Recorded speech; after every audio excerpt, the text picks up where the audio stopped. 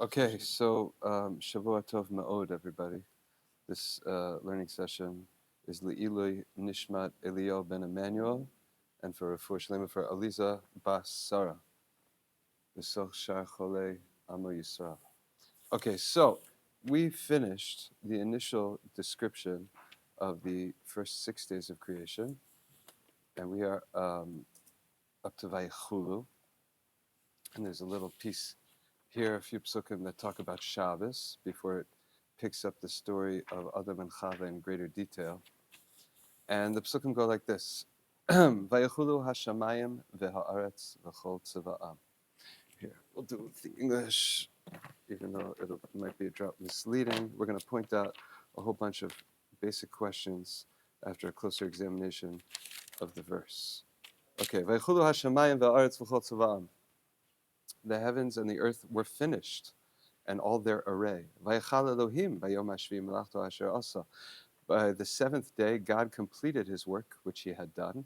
Vayishbos bayom hashvi mikol melachto asher asa, and he abstained on the seventh day from all the work which he had made. Vayevarach Elohim es yom hashvi vaykadesh oso, and God blessed the seventh day. He sanctified it. He blessed it and sanctified it. Kivo shavas mikol melachto, because on it, on the seventh day, he had abstained from all his work, asher bara Elohim lasos, that God created to make. What is going on here? Let's point out some basic questions. Vayechulu hashamayim v'haaretz v'chol tziva'am means that the heavens and the earth and everything inside them were finished. Now remember, the last sentence was Vaye'erev vayevoker yom hashishi. It was the sixth day. So this is presumably the beginning of the description of the seventh day, and it says that the heavens and the earth are all finished. But then it says, Vayechal Elohim bayom hashvi melachto asher asa, that God proceeded on the seventh day to finish all his work, which means that it seems almost contradictory, because if the seventh day starts off and all the heavens and earth are finished, then what does it mean later, the next verse, the verb that God finished all his work on the seventh day? Vayishbos bayom hashvi, and then it says he rested on the seventh day, or he abstained from work. Mikol melachto asher asa. Why does it have to say melachto asher asa twice? It's totally superfluous. That clause appears twice in the second verse. And then it says, Vayevarach Elohim es yom hashvi v'kadesh oso, that he both blessed and sanctified the day.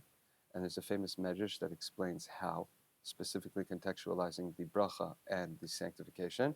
And once again, it reiterates, Kivo shavas mikol melachto, because on that day, God abstained, mikol melachto, from all his work, all his labor, asher bara Elohim lasot, that God both created and did. So why does it say that clause even a third time, mikol melachto asher, etc.? And then also, it doesn't say just lasos over here, it also says bara. Okay, what is going on on Shabbos Kodesh? Let's see what the Alshech HaKadosh has to say. So, we are starting with the new piece on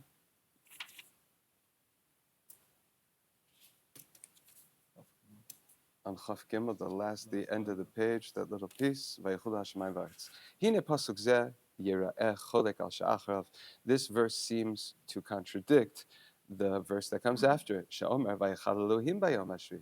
It says that the heavens and earth were completed, meaning right after it says, and the sixth day ended, meaning the seventh day starts with the creation completed, but then it proceeds to say, vayechal Elohim bayom hashvi, that God finished on the seventh day. Ve'od, and further, Lama po amar Vayechulu. If you note the opening verse, it says Vayechulu, and they were finished, as if they finished themselves. And only the next verse says Vayechal Elohim, that God finished. So when it says Vayechulu kedavar hanichlal me'elav, it's like something that was finished by itself, that automatically achieved completion. The difference between, I think in English we say the word finished and done. Finished is when somebody's engaged in activity, right? But something that's done, right? Is the cake finished or is it done? Right? It's done. It has achieved the end of inevitable process, meaning the inevitable end of a process. It's finished, right? Whereas when you finish something, you've completed your engagement with the thing, right? In English, and presumably those are the connotations. So why does Vayechulu, which sounds like it was done, and then it says Vayechal Elohim, that God finished? Okay. The first verse says they were done, as if by themselves. It doesn't say that God's involvement. It describes a separate description of just they are coming into completion by themselves. And then the next verse says, and God finished them. What's the difference? And if it's referring to actually the same thing, Milat Elohim Yuteret, the reference to God over here is extra. Ve'od, and further, Ki Pasuk Malehu. It's a full pasuk. It says, Ki Sheshes Yamim Asa Hashem, Es Hashemayim Ve'es Haaretz, Uvayom HaShvi, Shavas Vayinafash. That's the description of Shabbos in the Aseret HaDibros. It says, for 6 days God made, right? Ki Sheshes Yamim Asa Hashem, Es Hashemayim Ve'es Haaretz. He was fashioning the heavens and the earth, Uvayom HaShvi, and on the seventh day he didn't do nothing, right? Vayinafash. So Vayonach Vayom HaShvi, that God rested on the seventh day.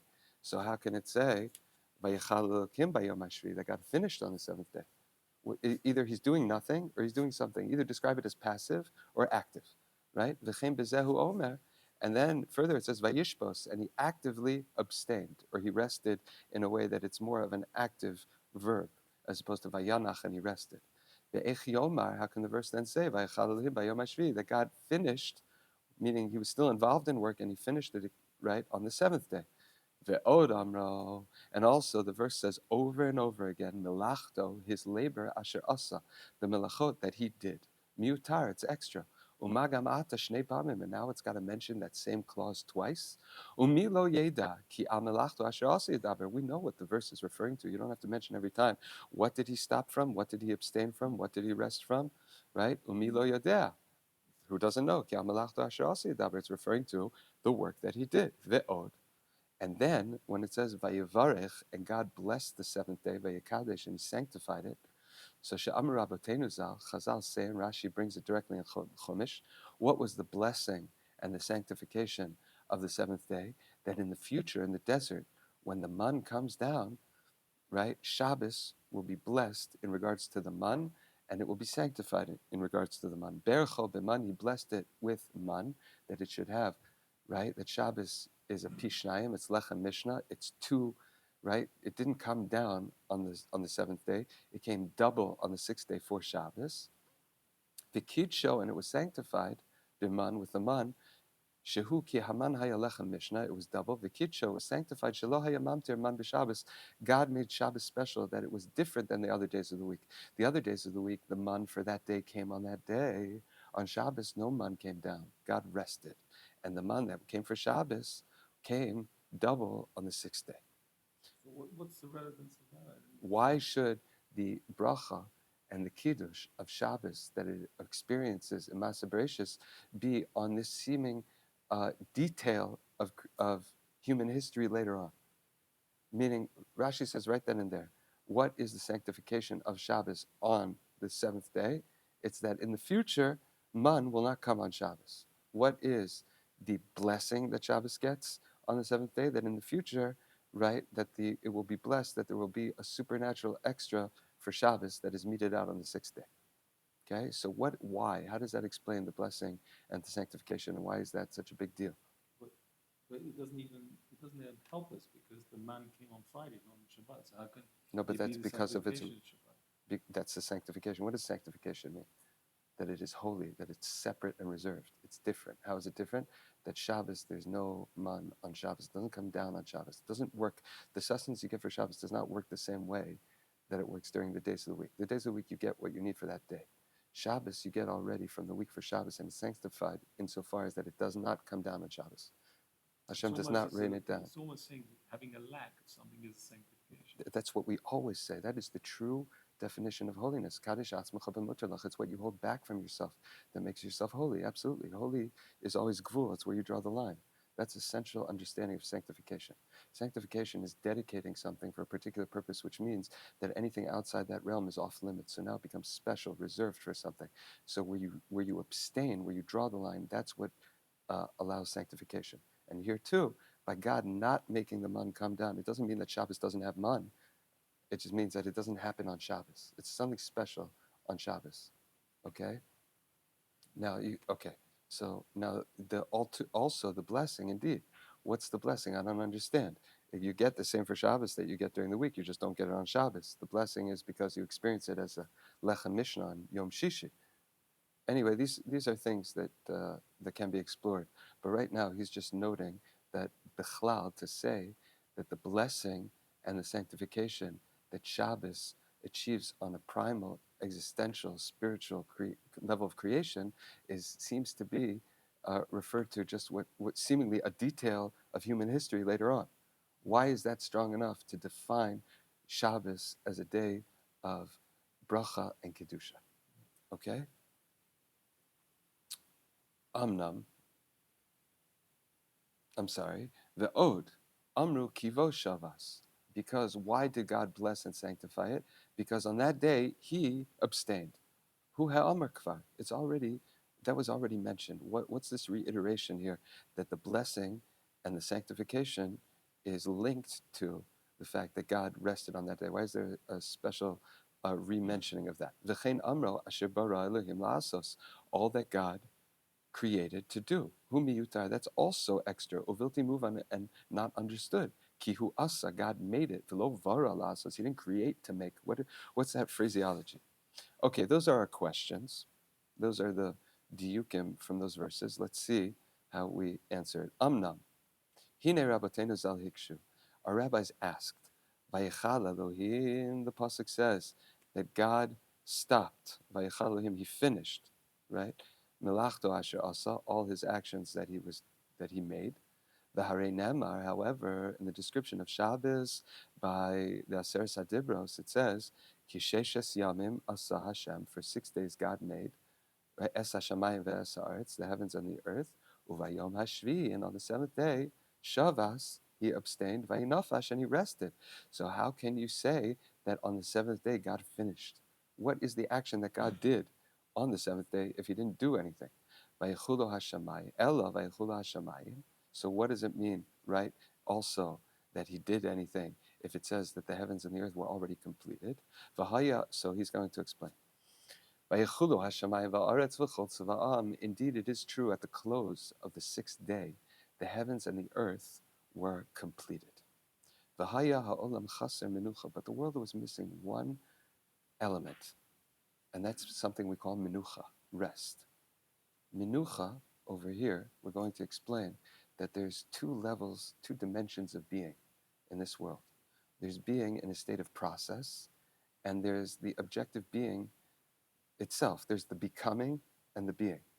So as long as something is in the dimension of being, of becoming, it's in flux. It's not in stasis. And the essential life force that it has to have in order to survive has to be a dimension beyond that level of flux, which is being. So if Shabbos is being, the 6 days of the week are becoming, right? The 6 days of the week is a process of something coming into being and going through formative stages, and yet it needs some sort of objective level of existential existence that's a constant throughout that to sustain itself. So it needs a level of menucha, a level of being. Here, let's see. V'halo yira'eh she'enu mitaretz klum. If you look at that little back and forth in the Medrash here, for example, it says that God, right, the Rabbeinu said, how can it be that it says that the heavens and the earth were finished, and yet we say that God didn't do anything on the seventh day? So it says, Vayechulu Hashamayim va'aretz. What does that mean? That menucha came. How does menucha answer anything? The fact that no, what happened was, meaning everything was finished, but there was something missing, and when God abstained on the seventh day, that was the introduction of menucha in the world. So he asks, how does that answer anything? Ki hine ein hamenucha melacha. The introduction of menucha on the seventh day is not something that God does that we would describe it as God finishing something. Menucha means not doing anything. Ki ein hamenucha melacha. Okay, is everybody clear so far on what's happening? So Shabbat is a rest, but it's not an active creation because it's. So there's something that happened on the seventh day that is both an introduction of something new, that the universe was not 100% finished yet. Only the fashioning of what God was involved with in the 6 days was finished, but they needed something called menucha. And by God not doing anything, he's introducing menucha. So on the one hand, there's kind of like tension between descriptions of God not doing anything and the nature of the seventh day specifically not doing anything. But in doing that, God is introducing a dimension of menucha, which is the final completion of the whole creation. Not the workings of the 6 days, but the whole creation, right? So the things that he's involved with in the 6 days are the things within creation. And then the introduction of Menucha, so to speak, on the seventh day is something about the whole level, meaning something about all of creation itself. So all the various elements and the pratim that God was setting up from the first moment of Bereshit to the end of the 6th day, that was all done on the level of Asiya, we're going to say. But now HaKadosh Baruch Hu is introducing a new dimension to all of it at the end. But are we still saying it's the abstention of creation that is the newness in Shabbat? Yes, we're going to say something like that. Okay. So, ach lahavin ma'amaram. In order to understand these words, their words, nasim lev, we will pay attention al ma'amar katuv ba'amro shavas vayinafash. So the pasuk says in the Sefer Dibros, it says it was Shabbos vayinafash, and he rested. Ma hanefasha hizo. Chazal say, what is this resting? Vayinafash. And remember, nafash is a lashon of nefesh, of soul. What does it mean? And he sold. Because Chazal also say, Kevan sheshavas, once God abstained from melacha, the introduction of Shabbos in the world, Vainafash, woe to the soul. What does that mean?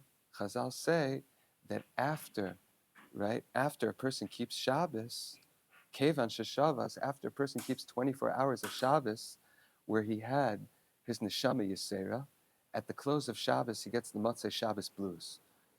He hears the first honkings of the bus on the street starting its brand new run for the new week, right?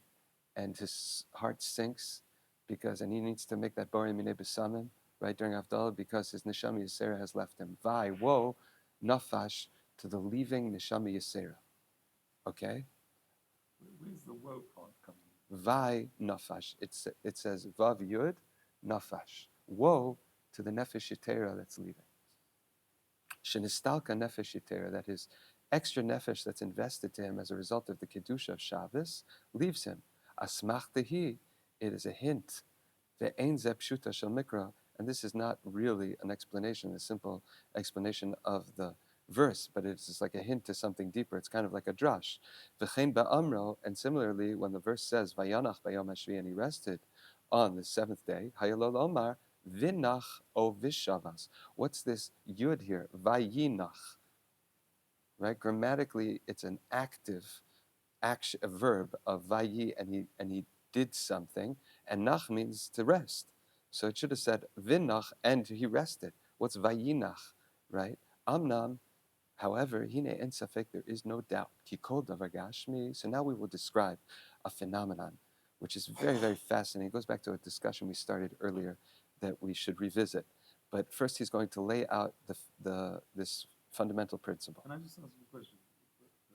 Yeah. The vai, it's suggesting oivei Yes. to the nefesh, but it's talking about it when Shabbat comes in. Surely you should be talking about No, that no, when it's Shabbat talking. comes out. No. It's exactly. Chazal say kevan sheshavas. Once he already kept Shabbos, after the 24 hours of keeping Shabbos, when he feels his neshama yisera leaving at the start of a new week, he gets the Motzei Shabbos blues, and he says, "Vai, woe, nafash," on that neshama yisera that left him. That's what Chazal say. It's a Gemara. But why bring that up for the pasuk that says that God stopped working on Shabbat, at the beginning of Shabbat? Yes, excellent Not question. the end of the Shabbat. Right. So what he's saying is, let us examine our verse from that Chazal that's trying to that tells us about in the discussion of why there's an inyan to say Barim Minei B'Samim at Havdalah. Right. It describes that you have a neshama yisera and it leaves. And where do we know this from? From the Vai Nafash. So he's borrowing from that to describe now that it's fascinating because the Vai, it points out the Vai there, and the Yud is very, very strange in our context. Okay, you're right. On the face of it, it doesn't have an immediate association. Okay, so now there's a seems to be a phenomenon. Okay, that even though there's a creation, there seems to be a finishing act that retroactively makes it stabilizes the creation, that allows it to constantly be maintained on its highest spiritual level only after the fact. Here, we're going to note a phenomenon here. Okay. Amnam, however, hine ein safek, there is no doubt, kikol davar gashmi, anything material and physical, mibli bechinat ruchaniyut be'echuto, without having a counterpart of spirituality on its level of quality, meaning that doesn't have the for all intents and purposes, a soul counterpart.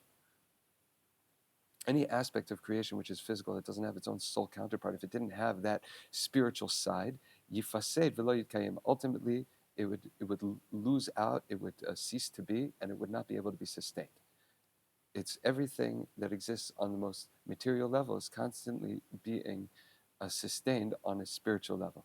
V'hine kol ma shebarahu yitbarach, everything that God created, lama shehakol gashmi, to the degree, lema shehakol gashmi, that everything, that the aspect of creation was physical, lo yitkayem v'lo yanuach, it would not fundamentally be sustained in an objective existential way, and it wouldn't have what we call menucha.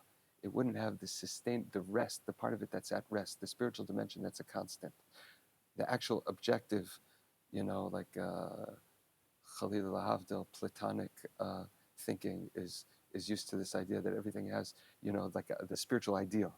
So whatever its spiritual root is that ultimately manifests as a physical object in creation or a physical aspect of existence, it needs to have a level of truth and reality and spirituality that's the sense that we're calling minucha, that allows it to be at rest, that is not subject to the flux of its existence in a physical world.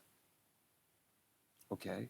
By the way, we're building to an amazing, amazing idea. Shabbos is basically the introduction of the dimension of soul to existence.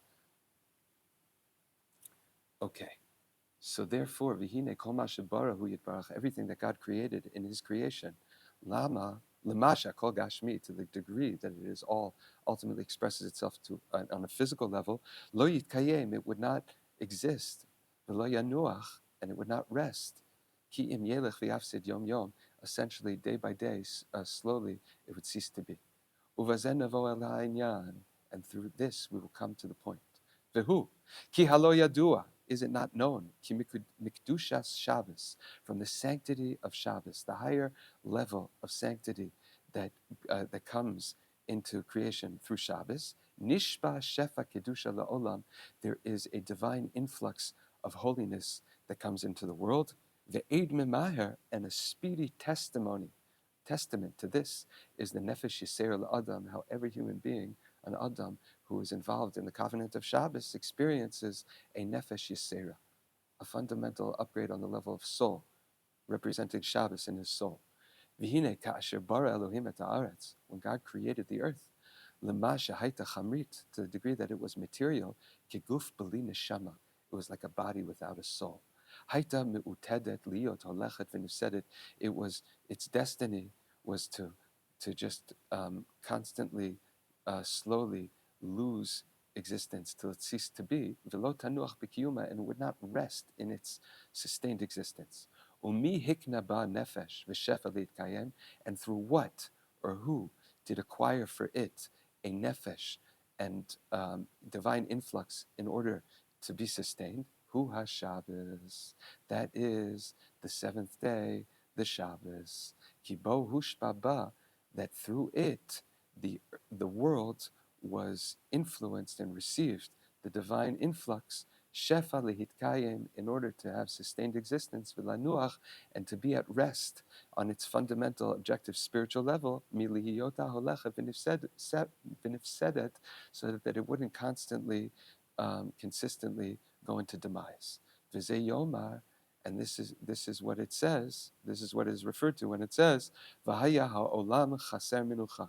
Right? Chazal say, what is the creation of the seventh day? That's minucha. Minucha was chaser. Minucha was missing. What does that mean?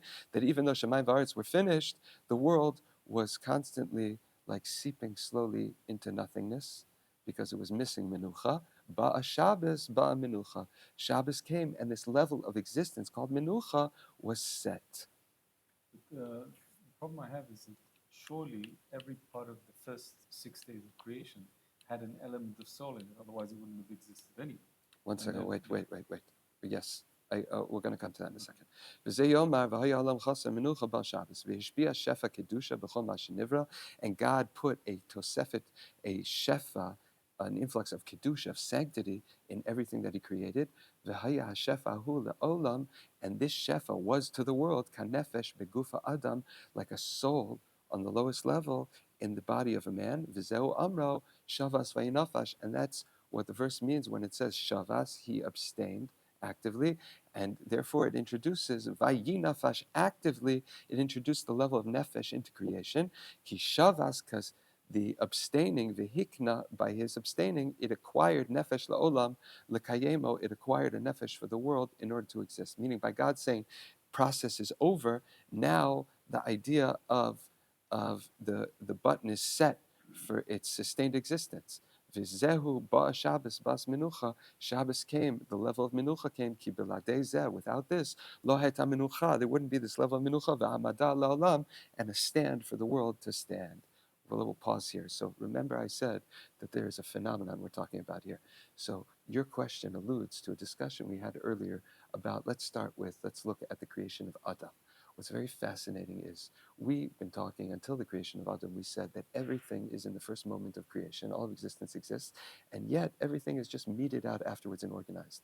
And yet, almost in stark contrast, we said in the creation of man, God starts with the physical. He collects dust, he makes a form, and then he breathes the soul into it. Right? And that soul, we said, is actually a soul that was invested indeed from the first moment of Bereshit, but it was traveling around, right, in the earth itself, and God told it to come out. So what is this level of reality that needs to start in the initial moment, that without that you have nothing, and that's a constant flow and emanation, and yet there is some sort of level of spirituality that's introduced at the end that makes everything work, right? That's what we're noting, right? And you're asking, meaning you would think that it's the same thing. What are you reintroducing that was before? But it's, only yeah. Because if you have an element of spirit, we said like this: nothing physical can exist without an element of spirituality in it. But spirituality in nature is infinite. So if you have a spirituality in the first 6 days, why wouldn't it be enough to sustain it? So we can go really, really deep. And the truth is we should. But I don't know if this is the format, but I will just say, just to show you, right?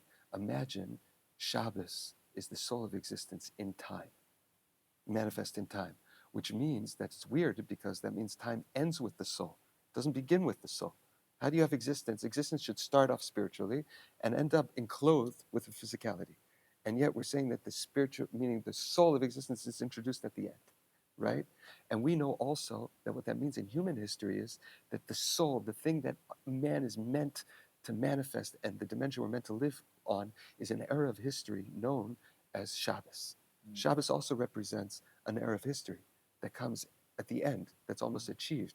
And yet, if it wasn't latent in us the whole time, we would never get there. There's something about the soul of Shabbos that is in the first day, the second day, the third day, but only is manifest at the end, right? Which means, in a weird way, and this could get really deep, but we might not touch it, that Shabbos is the Makor HaBracha, we say, is the source of blessing, and yet, right, also we say, Sof Ma'aseh, the end, what happens at the end, is b'machshava tchila, on the level of machshava, Bereshit, right? So there's something about Shabbos that only comes sequentially later, but we're living off of it from the beginning. It's shining backwards in time.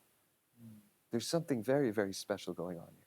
But just on the level of phenomenology that we can address at this moment is that there's something different about the level of minucha, the dimension of minucha we're calling the nefesh, than the initial moment, the flash of being that is constant all the time from the first moment.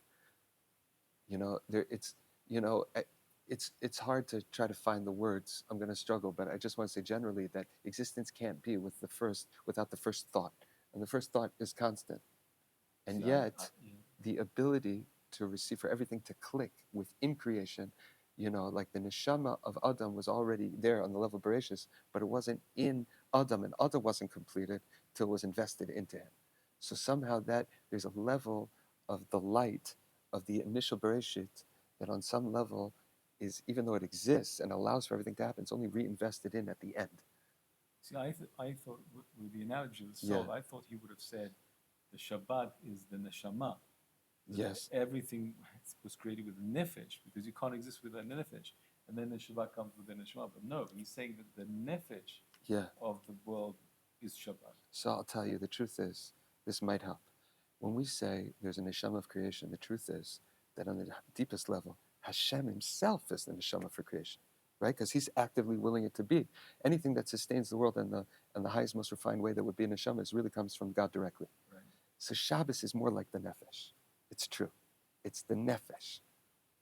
Okay?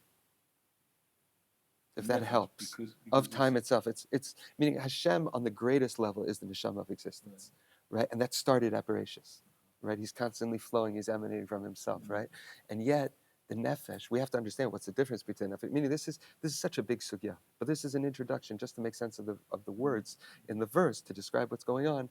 That there's an active yet passive by God abstaining from work on Yom Shvi, but giving it its whole day. That is the level, the episode in the sequence of creation that the not doing is also a doing. The passivity is the introduction of something great that actually elevates the whole thing. That's maybe it's the connection in Kabbalah, what we call Keter and Malchut. That the Malchut is the receiving of Keter that activates the whole thing, that makes it real on the highest level, right? But it already exists on the level of Keter. Okay? Shabbos is Malchut, it's the receiving.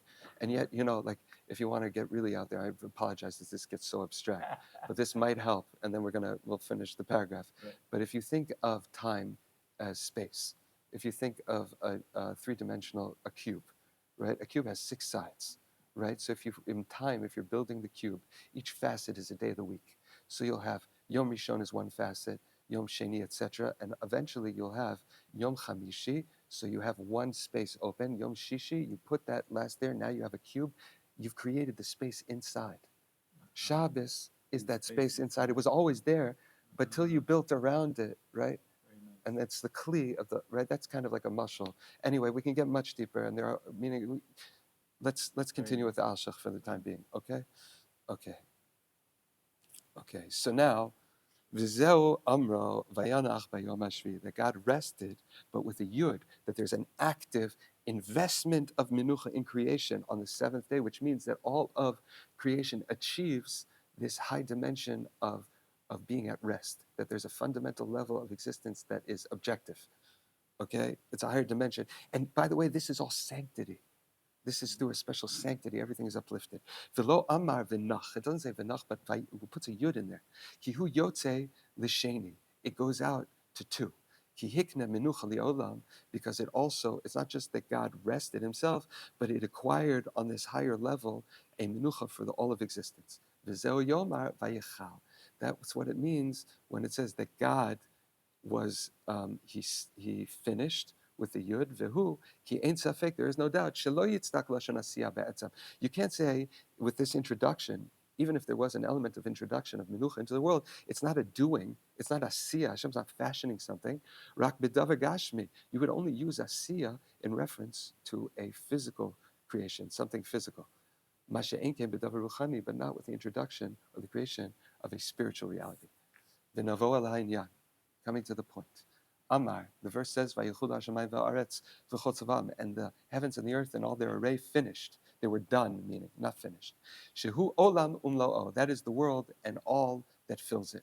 Kodem haShabbos, that was by the end of the 6th day, before the 7th day, before Shabbos. Shehu heyosam golam chamri, and that is like they were a physical golem, like Adam's form before God breathed within him the soul. However, the next verse, Vayechal Elohim, and God finished, Shehishlim Elohim, God actually completed actively, Kilomar Davar Mityaches Elav, he did an act. We're referring to something he did. V'lo she'asa davar shamaisa, but he didn't do something as a malacha, a physical act. Ki im asa, what did he do? He caused a tashlum, a fulfillment, a completion, el melachto asher kvar asa, to the physical workings that he already made previously during the 6 days, by Yamim HaKodmi, the previous days. Ve'ein zeh, and this act is not rak ma she'eino asiyah, just something that's not really a doing, a physical act. Shehu shefa ruchaniyut hamekaymo. It's instead the introduction of a spiritual influx that sustains all those physical acts that he previously made. V'hine amar rabbeinu zal, and that's why Chazal say, sheshal goy echad. So this is another interesting, this is going to be a segue into a new point that says that if God don't do nothing on Shabbos, how is it that after the 6 days of creation, we find creative acts done on behalf of God on Shabbos? Why is it that Hashem doesn't keep Shabbos like we keep Shabbos? You're not allowed to do any creative act on Shabbos, and yet God makes it rain on Shabbos. There are earthquakes on Shabbos. Trees grow on Shabbos. God is resting from that which he did during the 6 days. Does God keep his own Shabbos? You never asked that? Well, one guy did in the Gemara. A non-Jew said, hey, God is involved in weather patterns on Shabbos to sustain the Bria. He's working. God don't take a day off, right? What's Shabbos? He doesn't take a day off. But man doesn't rain twice. How does God take off on Shabbos? We don't get the man twice on Shabbos, but God does everything else that he normally does. So just remember, in the in the Pachad Yitzchak, we brought down, it is going to be amazing, but all the implications of this ultimately, in a deep way, is going to be a reiteration of the mimer that we read from Rabbi Levi, that there's a difference, there's a line of demarcation between existence until Vayechulu and after Vayechulu. And everything until Vayechulu is formative, and that's process, and everything that goes into the coming into being of something is one dimension that we call hitavut, coming into being, which is it's characterized by the honor of God, right? And it's hidden.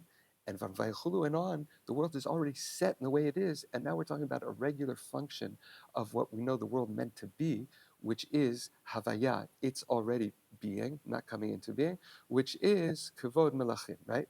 Okay, so you'll see that really emerges from this piece in a certain way. Okay, so now the guy asked the Talmid Chacham, he says, how come Hashem doesn't keep Shabbos? And he's involved in meting out different events, and he actively is involved with nature and creative acts on Shabbos. Beheshivlo, and he was answered, I know what you're asking, Mr. Non-Jew. You're asking that we have an Isser to take from Reshut HaRabim to Reshut HaYachid on Shabbos. We're not allowed to carry on Shabbos without an Erev. You can't take from a private space into a public space. How can God take from his treasury of rain or wind and put it somewhere? He can have a weather pattern and a cold front move here, and the clouds will move it. Well, that's just God rearranging things in his own personal domain. God created everything. God owns everything. Right, there's no transference of domains. There's no, right? So that's the answer that particular Chazal answered. Everything before God, in terms of the creation, is his own personal domain. And he could carry and transport and move within that. Okay, says the Alshech HaKadosh. Maybe that answers to the question of how could God make it rain. That's just a function of God moving stuff around. And that's not really an Isser of Tiltul. God doesn't need an Erev. Okay, but you still need an explanation. Al tzmichat ilanot udeshayim. We know that the growth process of vegetation is not arrested magically on Shabbos, right? How is a Jew supposed to live his life? Shabbos, everything stops. But God does not arrest nature on Shabbos. Is nature not his creative acts from the 6 days of creation? No, it's not, because 6 days of creation was before nature. Nature was only set up by Vayechulu. I'm giving you a sneak peek of the answer, but maybe let's just let the Alshech speak for himself. V'yitachen, and it is possible. He says the non-Jew's question was answered through the fact that God can carry. But how does God answer to the creation, the continued growth of nature, of vegetation on Shabbos? V'yitachen bala hashiv al zeh b'amro, and it's possible you can answer with this. Vayishbos bayom hashvi mikol melachto asher asa. That what is the shvisa, what is the resting, the active abstention that God does on Shabbos? It's only from melachto asher asa. The malacha, the 39 melachot, so to speak, their counterparts that God did during the 6 days of creation in fashioning creation on the level of coming into being. But once it already is, meaning when God made vegetation grow on the 6 days, it was not like vegetation growing now. That's a function of nature. That was a creative act that God did. God had to say it should be. He had to tell the earth. He had to summon it up from the earth. That is not what happens on a regular work week when your beans are sprouting. That is a result of nature that came into being when God pressed the button at the end. That is Vayechulu Hashemayim Va'aretz. What's Vayechulu Hashemayim Va'aretz?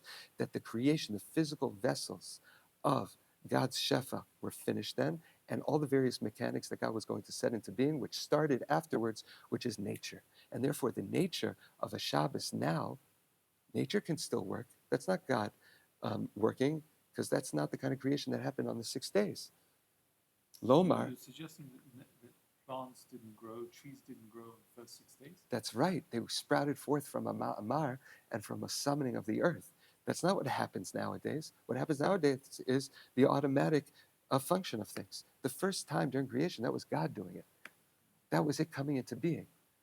But all that process was done, that was for one time, and now things are perpetuated through nature. God set that up in the completion.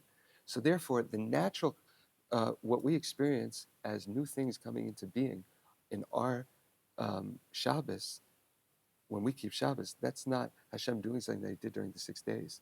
Hashem is not telling the earth to sprout forth Esav, Zera, Mazria Zera, etc. every week. No, but you're suggesting that nature was triggered on Shabbat. No, right before. Oh, That's right. that meaning that's what it said. Or yes, in a certain way, meaning the fact that God doesn't do now means it's the era of things no longer being perpetuated because God does them, but because now it's finished. So there's an automatic. That's the introduction of nature. Yes, very much so. So let me just understand. The introduction of nature was on Friday Meaning, before Shabbat, but or when on Shabbat?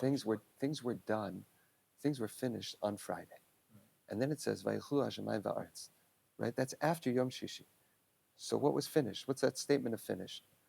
Right? Before we get to what did God do on Yom Shvi if He didn't do anything, that's the introduction of Menucha. We're saying they were finished. What does that mean? That the formative stages were done. In the And that's formative when stages, everything was done directly as a consequence of God placing it in. But from then on, now it was. So the continued existence is of what seems to be, when plants grow now, it's a function of nature. It's automatic. So when did that switch turn on? So I would say that the end of Yom Shishi, when God says in the statement, the result of the end of Yom Shishi is we can say that there's a new reality of Yom Shvi, that's Vayechulu, that is nature. And it's not the creation of something new, it's just a result of the finishing of everything before that needed God's direct involvement. Right. Okay? Here, he's going to say, so im mashu ma'aseh mamashi, that which was an active um, uh, uh, mechanical, physical making, lo asa b'Shabbos. He didn't do on Shabbos. Ech matzmiach desha me'aretz. So then how does grass grow from the earth? Da'alecha, you should know, ki masha vayishbos Elohim, the fact that God was shavas, He actively abstained. What was that from? Just from the mikol malachto asher asa in the 6 days, the physical forming, the initial creation, that there should be grass, that there should be trees, etc., etc. Shehu ma'aseh b'chidush ha'olam. That was an act in the novelty of a creation of a world. Ach lo b'mal she'achrei chen me'alav. But everything subsequent to that, right, that comes afterwards, that comes by itself. Now that there is the first generation of trees that were a result of God's creative act, now they're already set into motion. God said that they should be, and they should be Esav Mazriah Zera. They should have seeds to have perpetual continuity. Even when God created man, He was concerned with the perpetuation of the species. But that act, when God made them, that was the initial act. That was a direct result of a chidush of Masa Bereshit. And now, when trees grow, that's not the same thing. So that's not a violation of Hashem's Shabbos. And that's how I would answer, says the Alshech HaKadosh, if the guy would ask about trees and not just the rain. That's his answer, and he's elucidating through that our pasuk. Yeah, it's very, very nice. But the problem is that still You don't nature like was it. triggered on Friday, and so it is part of the 6 days creation. What is? If we're saying nature was turned on Yeah. on Friday, Yeah. then it's still part of It's the like 6 days it's of like creation. it's like yeah. It's the close of that creation. Malachto Asher Asa, right? You When still have the question of when what. on the close of that, everything's finished. So now there's a line of demarcation, Vayer Vayvoka Yom Shishi, and all of a sudden with Shabbos there's a new reality. Just like there's an introduction of new kedusha in the world, there's an introduction now that nature is functioning. Meaning creation now is sustained in a different way than it was before. Before it was direct act of creation, and now it's the latent programming that God set when He made it that it should set into nature. Now the clock is running. It's a new reality. Yeah, does that help you with trying to understand what, right? And what's the act that God's doing? The new kedusha that comes in by God not doing something. he's doing something, but it's not called asiya. It's not an investment in the physical level of existence. It's an investment in the spiritual So level. could we say that his abstaining from creation was possible because he turned on the nature switch? Well, I don't know also if actively the switch was an active pressing. There's a description in God's initial creation that it should ultimately be able to do that. That's what I'm saying. God was concerned when he made man that he was already declaring within the creation of man how the future programming of how he will perpetuate his species is, even in a natural law, right? When God said that there should be zera, that there should be seeds and they should each be according to their species, he's making in their creation that they have a future that will be perpetuated in terms of nature. Nature is being built in the actual act. But when does that start happening? When God ceases the stage of active input. Great. Okay? Baer. So the truth is he goes on, but if you want we could pause there. Stop Okay. and we'll go to topic. Okay.